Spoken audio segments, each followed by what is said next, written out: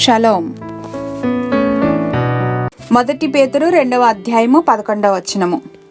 ప్రియులారా, మీరు పరదేశులను యాత్రికులనై ఉన్నారు కనుక ఆత్మకు విరోధముగా పోరాడు శరీరాశలను విసర్జించి I beg you to keep away from the evil pleasures of this world.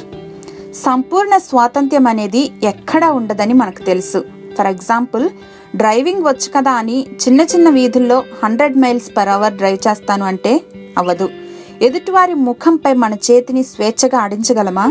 వారి ముక్కు వరకు వెళ్ళగలదు కానీ వారి ముక్కును తాకి కొట్టే స్వేచ్ఛ లేదు కదా. అలానే అనేక విషయాల్లో డిమాండ్స్ వస్తున్నాయని వారికి అన్నీ చేసే స్వేచ్ఛనిస్తే అది స్వేచ్ఛ కాదు కదా, విచ్ఛిన్నానికి దారితీస్తుంది. నైతిక విలువలకు కట్టుబడినంత వరకు మనిషి స్వేచ్ఛను చక్కగా అనుభవించవచ్చు. బేసికల్గా ప్రాబ్లమ్స్ వచ్చేది హృదయంతోనే. అక్కడ మార్పు రావాలి. మనిషి యొక్క స్వాభావిక స్వభావాన్ని మార్చుకోలేనంత వరకు సమాధానం మన హృదయాలకు కావలిగా ఉండదు. దేవా, ఈ లోకంలో మీకు నచ్చిన జీవితాన్ని జీవించటానికి మీ యొక్క గైడెన్స్ మాకెంతో అవసరం. మిమ్మల్ని ప్రేమించడం ద్వారా, మిమ్మల్ని మా హృదయంలో ప్రతిష్ఠించుకోవటం ద్వారా ఆత్మకు విరోధంగా పోరాడే శరీరాశలను విసర్జించటానికి కావలసిన శక్తిని మాకెల్లప్పుడూ దయచేయమని యేసయ్య నామములో అడిగి పొందుకొని ఉన్నాం మా తండ్రి.